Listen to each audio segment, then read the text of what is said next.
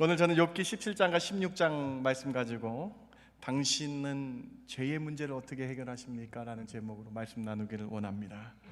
욥이 큰 환난을 당했습니다. 모든 재산과 자녀들, 종을 잃게 되었고 아내마저 떠나게 되었습니다. 몸에는 심한 병이 나타나서요, 움직이지도 잘 못하는 그런 큰 병이 있는 상황입니다. 이런 환난 가운데에 있는 욥에게 세 명의 친구들이 다가옵니다. 어려움을 당한 욥에게 친구들이 온 것은 훌륭하였지만 친구들이 욥의 현실을 보면서 판단하고 욥을 정죄합니다. 욥을 죄인이라고 말합니다. 욥의 친구들이 생각하는 현실, 욥의 현실에 대한 결론을 보시기 바랍니다. 엘리바스라는 친구가 욥에 대해서 욥을 보고 내린 결론이에요. 욥기 15장 14절과 16절입니다. 사람이 어찌 깨끗하겠느냐? 여인에게서 난 자가 어찌 의롭겠느냐? 하물며 악을 저지르기를 물 마신같이 하고 가증하고 부패한 사람을 용납하시겠느냐? 엘리바스가 욥에게 한 말입니다. 14절 맞는 것 같아요. 여인에게서 난 사람이 어떻게 의롭겠느냐라고 만든 얘기하지만 결국 16절에 욥의 현실을 보면서 네가 가증하고 부패한 악을 저질렀기 때문에 하나님은 용납하지 않으시고 너에게 벌을 내리시는 거라라고 엘리바스가 욥에게 정죄합니다. 욥, 너의 죄 때문에 하나님이 너를 혼내시는 거야. 욥, 네가 죄를 지었기 때문에, 너의 부패한 악 때문에, 가증한 악 때문에 네가 벌을 받는 거라고 정죄하고 있는 장면입니다. 빌닷이란 친구가 또 욥에게 이렇게 말하면 욥을 아예 이제는 악인이라고 얘기합니다. 빌닷이 욥에 대해서 이렇게 얘기합니다. 18장 5절, 6절, 7절입니다. 악인의 빛은 꺼지고 그의 불꽃은 빛나지 않을 것이요, 그의 장막 안의 빛은 어두워지고 그 위에 등불은 꺼질 것이요, 그의 활기찬 걸음이 피곤하여지고 그가 마련한 꾀에 스스로 빠질 것이니. 빌닷은 더 강하게 욥에게 악인이라 그래요. 그러면서 악인이라고 하며 정죄하면서 악인에 받는 형벌이 욥에게 임했다라고 얘기합니다. 욥, 너의 빛은 꺼질 것이고, 욥, 너의 삶은 어두워질 것이고 등불과 같이 꺼질 것이라고 얘기를 합니다. 악인인 욥이 결국은 걸음이 피곤하여지고 스스로 만든 꾀에 넘어질 것이라고 정죄하고 있어요. 지금 욥의 친구들은 욥을 죄인이라고 합니다. 죄가 있는 사람이라고 주장을 합니다. 욥은 점점 정죄의 올가미에 사로잡히게 됩니다. 그래서 정말로 자신의 당하는 고통이 자신이 지은 죄 때문에 받는 것이라는 자괴감에 빠지게 됩니다. 자신의 죄값으로 이 무서운 고통을 당하는 것이라고 생각하며 눈물을 흘리며 절규하는 욥을 볼 수 있습니다. 나의 죄의 문제 때문에 모든 것을 잃어버린 것이 아닌가 생각하며 눈물 흘리는 욥의 모습을 볼 수 있습니다. 나의 죄 때문에 자녀가 죽었고 나의 죄 문제 때문에 모든 것을 잃었다라고 생각하고 있는 욥의 상황, 희망과 소망이 사라진 상황이에요. 욥은 죄의 문제로 큰 내면의 어려움에 직면하고 있습니다. 욥은 지금 자신의 지은 죄 때문에 이 죄를 해결하지 못하는 상황입니다. 욥이 죄의 문제로 너무나 괴로워하고 있는, 죄를 해결하지 못해서 괴로워하고 있는 상황이라는 거예요. 사랑하는 성도 여러분, 여러분은 죄의 문제를 어떻게 해결하십니까? 우리는 죄를 지으면 어떻게 해야 하나요? 욥은 이 죄의 문제에 대해서 어떻게 해결함 받기를 원하고 있나요, 여러분? 오늘 우리는 욥께서 아주 중요한 신학적인 문제들을 다루려고 합니다. 어떤 분, 제 성경 공부하면서 어떤 분이 이렇게 얘기하세요. 목사님, 욥기 빨리 지나갔으면 좋겠어요. 맨날 울어요. 맨날 힘들어요. 맨날 고통당하고 있어요. 어떻게 해야 되나요? 하울링이 조금 있어요. 약간 줄여주세요. 어떻게 해야 되나요? 라고 얘기하세요. 그러나 오늘 욥기에 이 중요한 신학적인 문제를 봐야 됩니다. 바로 죄의 문제를 해결하지 못한 사람의 모습을 보셔야 돼요. 오늘 말씀을 통해서 죄의 문제를 해결하지 못한 사람은 어떻게 되는가? 내 안에 죄의 문제가 있다면 그 문제를 해결하지 못하는 이 욥의 모습을 보면서, 이 욥의 절규를 보면서 죄의 문제를 해결하지 못하는 사람의 모습을 직면하시고, 그리고 죄의 문제를 어떻게 해결할 수 있는가를 자세하게 살펴보셔야 된다는 것입니다. 욥기는 오늘 욥기 말씀을 통해서 세 가지 중요한 신학적인 주제를 우리에게 던져주는데, 첫 번째로 죄를 해결하지 못하는 사람의 모습을 적나라하게 보여줍니다. 욥기는 죄의 문제를 해결하지 못한 인간 내면의 모습을 적나라하게 보여줍니다. 그리고 그 죄의 문제를 인간 스스로 해결할 수 없음을 밝혀주고 있는 서신이 욥기의 말씀이라는 것입니다. 욥기에서 세 친구들과의 대화들이 끝나면서 욥은 자신이 죄인이라는 정죄감에 사로잡혀 있습니다. 그리고 세 친구들과의 대화를 통해서 욥은 이제 완전히 내가 악인인가? 라고 갈등하고 있어요. 그러면서 그 죄의 문제를 해결하지 못한, 내 안에 죄의 문제를 해결하지 못한 욥의 이 절망적인 절규를 보시기 바랍니다. 17장 11절 오늘 본문이에요. 13절입니다. 나의 날이 지나갔고 내 계획, 내 마음의 소원이 다 끊어졌구나. 내가 스올이 내 집이 되기를 희망하여 내 침상을 흑암에 펴놓음에. 죄 가운데 절망에 서 있는 욥의 절규죠. 희망이 없대요. 날이 다 가고 희망이 없고 자포자기한 상태라고 얘기합니다. 그래서 죄의 문제를 해결할 수 없어서 여러분, 지옥, 스올이 내 집이 되고 스올의 한가운데 있는 흑암이 내 침상이 될 것이다 라고 얘기하고 있어요. 죄의 문제를 해결할 수 없는 자신의 모습을 바라보며 욥이 더 심하게 절규합니다. 눈물 흘립니다. 다음 17장 14절부터 16절까지 보세요.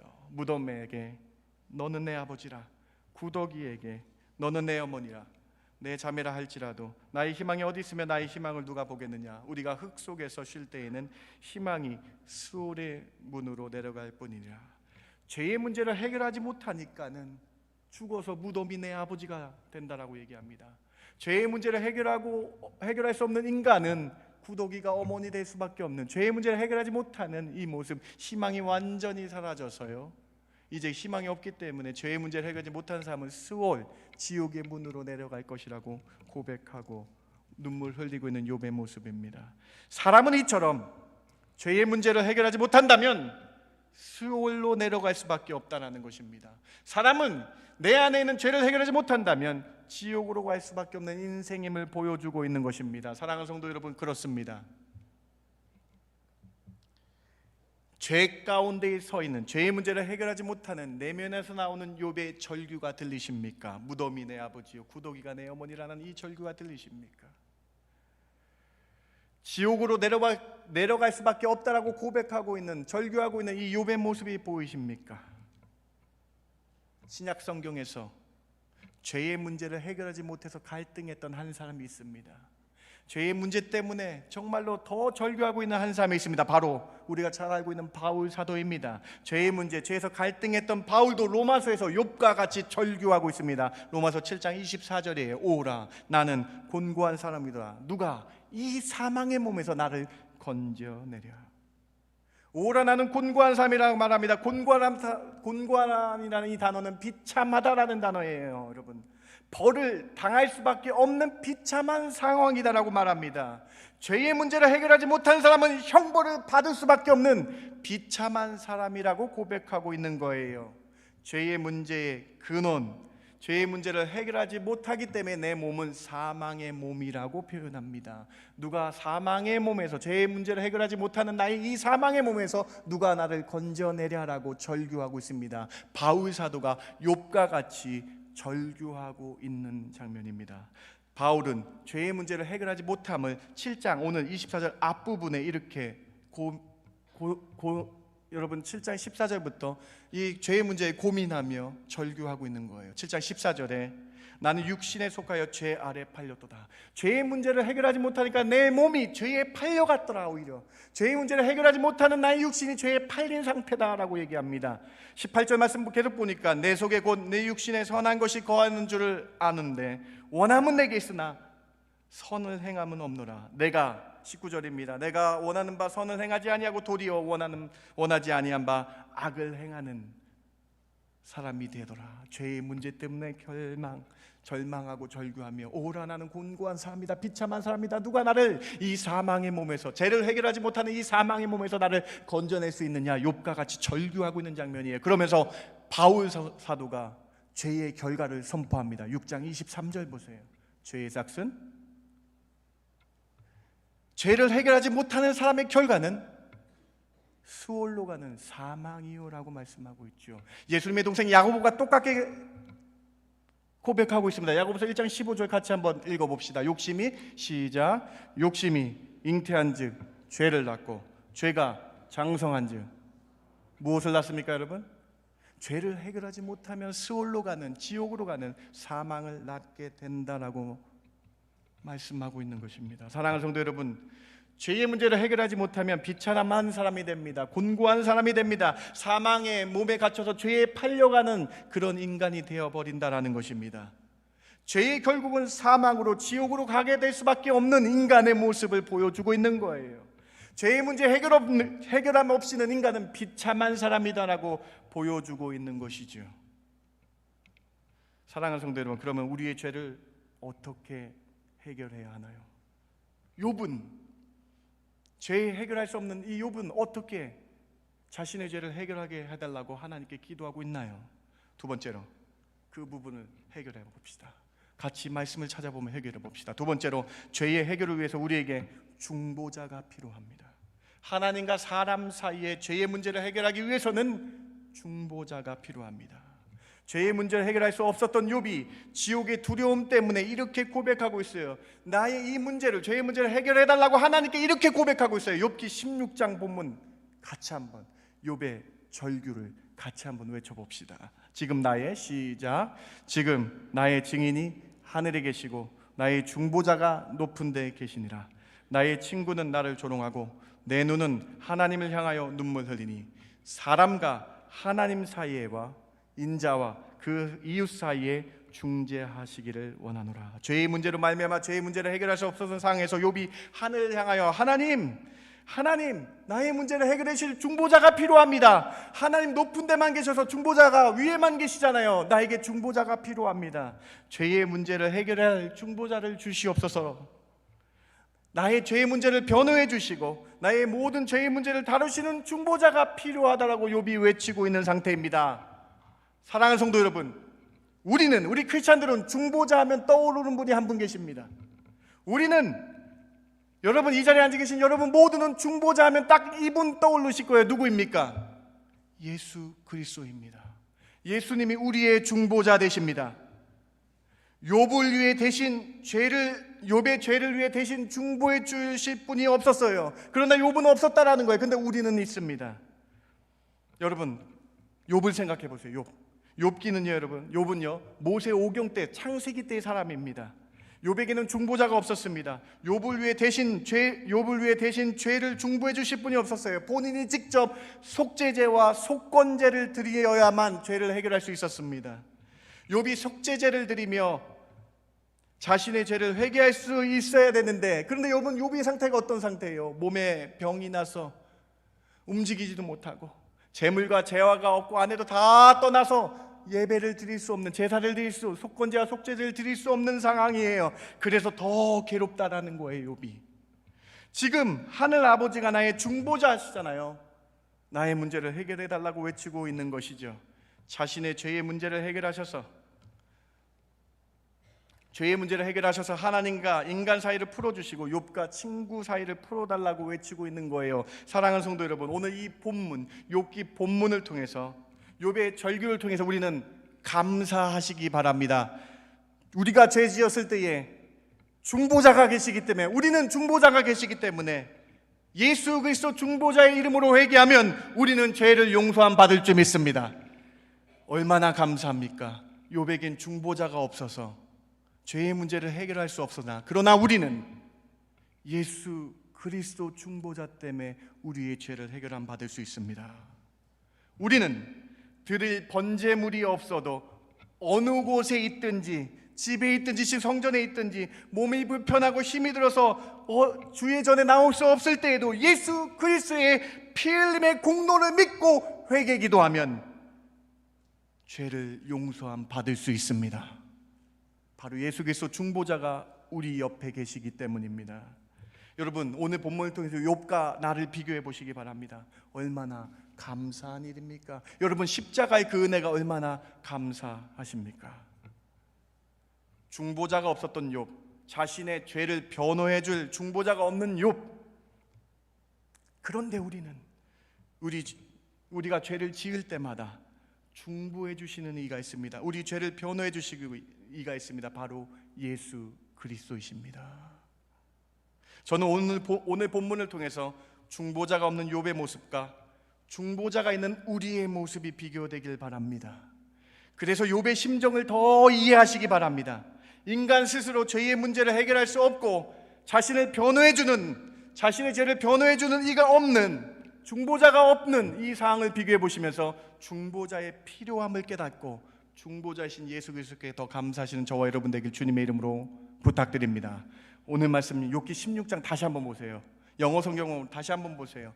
나의 중보자가 높은 데 계셨는데, My advocate in on high, 하나님이 높은 데 계셨는데, 여러분 죄를 변호해주는, advocate, 변호해주고 죄에 대해서 용서해줄 수 있는 중보자가 하늘에 맹가셨는데, 여러분 이제 그 높고 높았던 하나님이 이 땅으로 나를 위해, 내 죄를 위해 내려오십니다. 빌립보서 2장 6절에 중보자가 높이 계셨던 하나님이 나에게 오신 것이 얼마나 귀한 것인지 복음을 증거하고 있습니다. 빌립보서 2장 6절, 중보자가 이 땅에 오신 사실이 얼마나 귀한지를 같이 한번 고백합시다. 그는, 시작, 그는 근본 하나님의 본체시나 하나님과 동등됨을 취할 것으로 여기지 아니하시고 오히려 자기를 비워 종의 형체를 가지사 사람들과 같이 되셨고 사람의 모양으로 나타나사 자기를 낮추시고 죽기까지 복종하셨으니 곧 십자가에 죽으심이라. 욥기에 하나님 높은 데만 계셨는데 그 높고 높은 하나님과 동등하셨던 예수님이 동등함을 취하지 아니하시고 사람의 형체, 종의 형체로 내려오셔서 나의 죄를 해결하시기 위해서 그 높은 보좌에서 중보자로 내려오셔서 십자가에서 달려 피 흘리심으로 내 죄를 대속하여 오신 중보자 예수 그리스도라는 거예요. 우리의 중보자이신 예수님이 종의 형체, 하등동물인 인간의 모습으로 성육신하셔서 우리 죄를 위해 십자가에 돌아가 주셨습니다. 이 귀한 십자가의 보혈의 능력에 감사하시는 저와 여러분 되길 주님의 이름으로 부탁드립니다. 여러분, 욥이 하늘에 계신 하나님 중보자를 간구하고 있습니다. 예수님은 십자가에서 우리의 죄를 해결하셨고 지금 하나님 우편에 계셔서 우리의 죄를 변호해 주시며 우리를 용서해 주시는 중보자로 계십니다. 이 사역을 디모데전서 2장 5절부터 6절까지 이렇게 증거하고 있어요. 같이 한번 중보자의 사역을 읽어봅시다. 하나님은, 시작, 하나님은 한 분이시요 또 하나님과 사람 사이에 중보자도 한 분이시니 곧 사람이신 그리스도 예수나 그가 모든 사람을 위하여 자기를 대속물로 주셨으니 기약이 이르러 주신 증거니라. 여러분 말씀 보시면 욥기 16장과 너무 똑같지 않으세요? 사람과 하나님 사이를 중보하시는 분이 필요한데 그분이 곧 예수님이시래요. 그 사람이신 예수님이 이 땅에 오셔서 피 흘려서 돌아가셔서 대속물로 바쳐 십자가에 피 흘리심으로 말미암아 우리 죄가 깨끗하게 되었다라고 말씀하고 계신 것이죠. 이 세상의 죄의 문제를 해결하기 위해서 오신 신이 어디 있습니까? 이 세상에 그 어떤 종교도 죄의 문제의 해결책을 제시하는 종교는 없습니다. 죄의 문제를 신이신 예수님이 사람의 모양으로 오셔서 해결하신 이 사실을 우리는 믿음으로 믿어야 하겠습니다. 이것이 큰 은혜라는 거예요. 욥의 모습을 비교해 보시고 우리의 중보자가 있는 우리의 모습을 비교해 보시라는 거예요. 사랑하는 성도 여러분, 예수님의 그 크신 은혜, 이처럼 예수님은 우리를 사랑하셔서 낮고 낮은 이 땅에 종의 형체, 사람의 형체로 오셔서 우리의 죄를 위해 직접 피 흘려 십자가에 돌아가셨습니다. 그 중보자 되신 예수님으로 인하여 이제 우리는 예수님의 이름으로 기도하며 회개 기도하면 그 어떤 죄도 깨끗하게 될 줄 믿습니다. 중보자의 이 놀라운 사랑 은혜에 감사해야 됩니다. 욥을 보시기 바랍니다. 다시 생각해 보세요. 욥에겐 중보자가 없어요. 그래서 높이 계신 하나님만 외치고 있어요. 욥이 이 고통 속에서 제사함 받기 위해서는 여러분 제사를 드려야 되는데 동물을 가져다가 피를 흘려 제사를 드려야 제사함을 받았습니다. 속죄제와 속건제를 동물을 데리고 피 흘려야만 제사함을 받는 욥의 모습, 죄의 삭은 사망이기 때문에 나의 죄 때문에 동물이 피 흘려 죽음으로 내 죄가 해결함 받았던 그 구약의 욥의 모습과 나의 지금 모습을 비교해 보시라는 것입니다. 히브리서 기자가 이를 잘 설명해 줍니다. 히브리서 9장 22절 말씀 같이 한번 읽어봅시다. 율법을 따라, 시작, 율법을 따라 거의 모든 물건이 피로써 정결하게 되나니 피 흘림이 없은즉 죄 사함이 없느니라. 욥은 동물이 피를 흘려 속죄제나 속건제를 통해서 죄 사함을 받아야만 했었습니다. 피 흘림으로 자신의 죄를 사함받아 깨끗하게 될 수 있었다라는 거예요. 여러분, 욥이 얼마나 힘들었겠습니까? 몸이 아프고 움직일 수 없는 상황, 제사를 못 드리는 이 상황이 얼마나 힘들었겠습니까? 그런데 우리는 예수님께서 십자가에서 나를 위해 대속물로 돌아가셔서 피 흘려주셔서 이제 우리는 더 이상 동물 제사를 드릴 필요가 없습니다. 예수님의 십자가의 보혈을 믿기만 하면 죄가 깨끗하게 되는 그 놀라운 그 십자가의 은혜를, 이래서 우리는 그 십자가의 사랑을 주의 보혈의 공로라고 말씀하고 있는 거 아닙니까? 말씀 두 구절을 비교해 보세요. 다시 디모데전서 2장 5절 6절과 히브리서 9장 28절 말씀을 잘 비교해 보세요.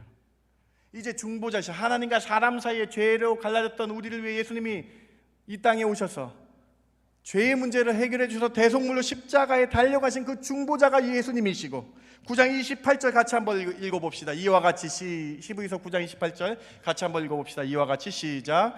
이와 같이 그리스도도 많은 사람의 죄를 담당하시려고 단번에 들으심 받으셨고 구원에 이르게 하기 위하여 죄와 상관없이 자기를 바라는 자들에게 두 번째 나타내시니라. 무슨 말씀입니까? 단번에, 십자가에 한 번에 드렸다는 거예요. 예수님의 십자가의 피 흘림으로 많은 사람들을 죄에서 담당하시고 깨끗하게 하시고 구원에 이르게 하신 예수 그리스도의 보혈을 기억하라. 예수님께서 대속물 대신 피 흘려주신 어린 양으로 십자가에서 돌아가셨다. 이제 우리는 더 이상 동물의 제사는 필요 없게 되었습니다. 중보자이신 예수 그리스도의 십자가, 이 피만 믿으면 우리는 죄 가운데서 죄를 해결할 수 있게 되는 놀라운 은혜를 경험하셔야 된다는 것이죠. 요한일서 1장 9절에 이제 우리의 죄의 문제는 어떻게 하면 됩니까? 어떻게 해결할 수 있습니까? 같이 한번 우리 죄의 문제 해결을 답해 봅시다. 요한일서 1장 9절입니다. 만일 시작. 만일 우리가 우리 죄를 자백하면 그는 미쁘시고 의로우사 우리 죄를 사하시며 우리를 모든 불의에서 깨끗게 하실 것이요. 우리는 이제 예수 그리스도의 십자가의 보혈을 믿고 믿음으로 죄를 회개기도 자백만 하면 하나님은 신실하시대요. 미쁘시대요. 모든 불의에서 우리를 죄를 사하여 주시는 그 중보자의 십자가의 은혜를 기억하라. 할렐루야. 이것이 중보자 예수님의 공로입니다. 이것이 구약의 욥과 우리의 차이점입니다. 오늘 말씀을 통해서 우리는 예수 그리스도의 그 놀라운 십자가의 사랑을 찬양해야 되겠습니다. 인간 스스로 해결할 수 없는 죄의 문제를 위해서 높고 높은 보좌에서 낮은 이 땅으로 오셔서 죄의 문제를 담당하신 중보자 예수 그리스도, 그 주님께 감사하시는 저와 여러분 되길 주님의 이름으로 축원합니다. 미국의 대각성 운동을 이끈 조나단 에드워드가, 미국의 그 많은 사람을, 수많은 사람을 회심시킨 조나단 에드워드가 중보자의 믿음, 중보자 예수 그리스도를 이렇게 증거합니다. 하나님의 영광과 존귀라는 책에서 이렇게 증거합니다. 참된 믿음은 오직 중보자를 통해서 하나님을 의지한다. 믿음은 영혼의 중보자이신 그리스도와 연합시킨다. 하나님께서는 타락한 피조물에게는 어떤 자비도 베푸시지 아니하시지만 중보자 예수님을 통해서 은혜를 베푸신다. 죄인들이 그리스도 중보자 안에 있으면 하나님께서는 그리스도 안에 있는 모든 사람의 하나님이 되어 주실 것이다. 중보자가 없는 인생은 스올, 지옥으로 가게 됩니다. 죄의 해결함 없는 인생은 무덤이 아버지가 되고 구더기가 어머니가 되는 비참한 곤고한 상태가 됩니다. 그러나 죄의 문제를 해결하기 위해 오신 예수님을 우리가 믿기만 하면 우리는 죄의 문제의 해결함을 받고 천국에 가며 영생을 누릴 수 있는 믿음을 갖게 된다는 것이죠. 오늘 두 번째 메시지입니다. 중보자이신 예수님께 감사하시고 십자가의 공로 의지하며 믿음으로 나아가신 저와 여러분 되길 주님의 이름으로 부탁드립니다. 세 번째로, 중보자는 사람과 사람 사이도 중재합니다. 예수님은 하나님과 우리를 화목케 하시고, 먼저 하나님과 우리를 화목케 하시고 그 다음 사람과 사람 사이도 화목케 하신다라는 거예요. 욥은 고통 속에서 중보자, 중재자를 찾고 있습니다. 욥이 믿었던 그의 친구들로부터 정죄함을 받아 낙심과 실망 가운데 있어요. 욥이 친구들에게 대화해서 아파하며 욥이 친구들에게 애원합니다. 어떻게 애원합니까? 욥기 19장을 보세요. 나의 가까운 친구들이 나를 미워하며 내가 사랑하는 사람들이 돌이켜 나의 원수가 되었구나. 내 피부와 살이 뼈에 붙었고 남은 것은 겨우 잇몸뿐이구나. 욥이 죄의 문제로 힘들고 어려운 또 다른 이유는 사랑하는 사람들이 나를 대적하는 원수가 되었다라는 거예요. 친구들이 오히려 자신을 정죄하며 죄인이라고 공격하는 것이 너무나 힘든 상태예요. 욥에게 내면의 죄의 문제와 함께 외면으로는 사랑하는 사람들이 원수가 된, 친구가 원수가 된 사실이 너무나 힘든 상태였습니다. 그래서 욥은 중보자의 역할을, 이 역할을 해달라고 다시 한번 고백합니다. 여러분, 욥기 16장 21절 다시 한번 보세요. 중보자의 역할, 또 어떤 역할이 있습니까? 사람과 하나님 사이에와 인자와 사람과 그 이웃 사이를 중재하시기를 원하노라. 여러분, 욥기 16장에 십자가의 복음이 담겨져 있더라고요. 욥기 16장에 죄로 인해서 하나님과 멀어졌던 우리가 중보자 예수님으로 회복되고 사람과 사람이 회복되게 하는 분도 중보자 예수의 능력밖에 없다라고 말씀하는 것이죠. 우리는 죄성을 입었기 때문에 내 가족들과 내 자녀들과 이웃과 이웃 관계를 회복할 수 있는 힘은 예수 그리스도의 사랑을 내가 깨달지 못하면 다른 이웃을 사랑할 수 없게 됨을 기억하라라고 말씀하고 있는 것입니다. 중보자의 두 번째 역할은 사람과 사람 사이를 이어주시는, 중재하시는 그것을 우리에게 보여주고 계신 것입니다. 중보자이신 예수 그리스도의 사역 중 하나는 성도와 성도 간의 사랑의 회복입니다. 중보자이신 예수님을 통해서 죄로 멀었던 하나님 관계가 회복되고 이제 사람과 사람 사이를 사랑으로 이으시는 사역을 하여 주신다라는 거예요. 여러분, 이 말씀을 예수님이 우리가 수요일 예배 때마다 고백하는 주기도문에서 가르쳐 주고 계세요. 이미 주기도문에서 우리에게 이렇게 하라고 가르쳐 주십니다. 주기도문 다시 한번 봅시다. 누가복음 11장 4절과 마태복음 16장 12절 말씀 보세요. 누가복음 11장 4절입니다. 우리가 우리에게 죄 지은 모든 사람을 용서하오니 우리 죄도 사하여 주시옵고 우리를 시험에 들게 하지 마옵소서 하라. 여러분, 중보자이신 주님의 이 말씀은 우리의 용서와 하나님의 용서가 동등하다라고 가르치는 것이 아니에요. 여러분, 아니에요. 원래 이 성경은 원래 이 주기도문은 순서가 잘못 번역되었는데, 한국말로 원래 원문은 헬라어 성경은 이렇게 되어 있습니다. 영어 성경은 잘 번역을 했는데요, 헬라어 성경이 이렇게 되어 있어요. 하나님이 우리 죄를 용서한 것 같이, 빨간색 부분이 먼저 와요. 하나님이 우리의 죄를 용서한 것 같이 우리도 이제 사람과 사람 사이를 용서하겠습니다라고 주님께서 명령하신 구절이라는 거예요. 주기도문을 다시 한번 생각해 보시기 바랍니다.